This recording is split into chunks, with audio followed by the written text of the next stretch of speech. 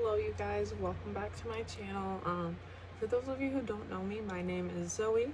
I have a connective tissue disorder called Ehlers-Danlos syndrome, along with a few comorbidities. I suffer from chronic migraines, endometriosis, dysautonomia, to name a few. Those are definitely the biggest issues of my daily life, I guess you could say. I wanted to start doing some videos for this channel that are educational Ehlers-Danlos videos, I guess, because when I was diagnosed back when I was, I think 16, I was pretty much just told, you have Ehlers-Danlos syndrome, look it up, and sent on my own. And of course, those of you who know, when the only information you have comes from the internet, for one, your doctors look at you like you're a crazy person, and for two, you don't feel overly confident in the information that you've been given all the time. And there's so much out there about EDS that I wanted to be able to kind of put the information into little videos to help educate people who have just been diagnosed so that they don't feel like they're on a wild goose chase like I did. So to start off, I thought I would just do a short little rundown of a couple things. One of those being why the zebra. The zebra is our, I guess, mascot. Our ribbon is zebra print, and that is because Ehlers-Danlos is a pretty rare condition. Not a lot of people have it, and it is very misdiagnosed and very underdiagnosed. And there are so many symptoms that are little things that they don't always line up to doctors. And in medical school, they are taught, when you hear hoofbeats, think horses, not zebras, because most commonly when you have a list of symptoms, it is going to be the most simple option. It is going to be the one that it looks like it is. However, Ehlers-Danlos falls into that category of things that don't necessarily line up perfectly, and that aren't the first thing to come to mind. So you have to think zebras to find us. So that is why we are called zebras. So throughout this, you will probably hear me calling us zebras a lot. If you are watching this for your own sake to learn because you've been diagnosed, I am always here for any questions that you guys might have. I will help you in the best possible way that I can. I have been in a mentorship program, so I have had a couple different mentees, so I do have a little bit of experience in patient advocacy and whatnot. Also, I've had my own experience, and I did not have good resources at all. I fought for years to get the information I have now, and I would much rather be able to give that to people in an easier way, because that was a very long and lonely road that I don't want other people to go down if they don't have to. Another little thing to know about that is, if you are doing this for that reason, or if you have a loved one that has it that you just want to learn more and support them, Facebook support groups are a huge tool. I know it sounds cheesy or whatever, but seriously, do it. You will find some of your best advice and answers to so many of the weird questions that you might not think to ask your doctor. You might come across things that you thought were totally normal because you've lived your entire life as a zebra, and you didn't realize that some things about you are just not normal everyday person things. I know there have been a lot of things that make me giggle that I come across on there that I've just kind of always thought everyone was like that. Nope, it's just us. So even just sometimes for the lighthearted stuff, it's nice to see all that side of it. But last but not least, I just wanted to give you guys a little rundown of my story. I have had health issues since I was a very tiny baby.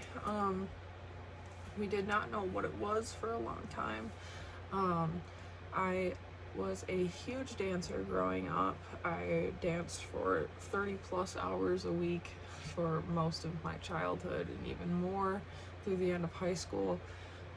So I definitely did a lot of wear and tear on my body, which did not help the fact that I had EDS, but of course at the time I didn't know.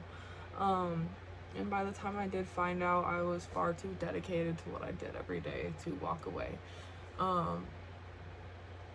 So I started having a lot of joint issues early on. I noticed I could dislocate a lot of my joints, and it would not ever be as big of an issue as it should be. And also, every time I would have a sprain or other type of injury through dance or other sports that I participated in, they never seemed to heal. And at the same time, there were a lot of injuries that every doctor I saw said my ligaments should have torn straight in half, but instead they just stretched right out and then never went back. However, that didn't seem to be a concern for a lot of years. And as I got older, I started having a lot more little issues that seemed to be completely unrelated to each other. I had a lot of stomach issues. I was nauseous all the time. I had horrible migraines. My joints and my muscles hurt all the time, which of course that was something I just said had too hard of a day at dance every day. And all of these things separately, my doctors kept saying there's nothing wrong with you. And of course, eventually I started to feel like I was going crazy, and my parents could only do so much because they can only take you to so many doctor's appointments where they say you're fine. And eventually my mom started thinking I had just a very low pain tolerance, and I just didn't tolerate, I guess, not feeling perfect very well. And at the time, of course, I was so mad and I was so frustrated by it because I knew something wasn't right, but no one could understand it and no one could figure it out. No one was helping me. And in hindsight, I understand. I'm not mad that they acted the way that they did because there was nothing better they could have done. But at the time, it was a very alienating experience, and it makes you feel insane, and eventually you start to believe them, and they stick you in therapies and tell you it's your anxiety. And eventually, one day, I had actually participated in this thing called the Young Americans, and it is a traveling performing arts group that comes to different schools, and it's just like a 3-day workshop where you all go in and you learn all these different songs and dance, and you practice for hours and hours a day, and it's an incredibly fun experience. And the performers stay at different people's houses who choose to host them, and one of the people that stayed with me had Ehlers-Danlos syndrome, and through talking to her, we said, this lines up so well. This is crazy. So we went to my doctor and said, hey, I think I have Ehlers-Danlos syndrome. And he said, that's way too rare. I'm sure you don't. You're just flexible because you've been a dancer, and every excuse under the sun. Anyways, I ended up having a pretty severe hip injury, which was the start of where I ended up in this hip surgery position years ago. We've come for full circle. I ended up at an orthopedic surgeon's office and showed him that I could dislocate my hips. And it felt like cracking your knuckles to me. That it just felt nice to feel that pop of it pop out and pop back in. It was literally like cracking your knuckles. I would do it on purpose because it felt good. It was a relief. And they said that's not possible. And so he said, you know, I'm gonna be honest, I don't totally know what's up with you. So would you mind if I brought in my colleagues? And they did, and moments into them all coming into the office, one of them pointed at my arms and said, do all of your joints bend back like that? And that moment right there, my whole life changed. She said, have you ever heard of Ehlers-Danlos syndrome? And I said, yeah, I have. And she sent me away for genetic testing. I ended up meeting with a geneticist who didn't feel that he needed to do the genetic testing and did give me a confirmed diagnosis, and sent me on my way. Since then, I have fought really hard to get the tools and treatments that I need, and I would love to be able to help anybody else that I can in that situation. The Ehlers-Danlos Society website is a huge tool. If you need doctors, there's a huge list of certified and recognized doctors that are, the society recognizes them to be knowledgeable and be proper patient advocates, because we are so underrepresented in the medical community, and it needs to change, because so many of us are unable to receive the care we need to because of that. So that is also part of, I guess, what drove me to do these videos, is also an awareness aspect.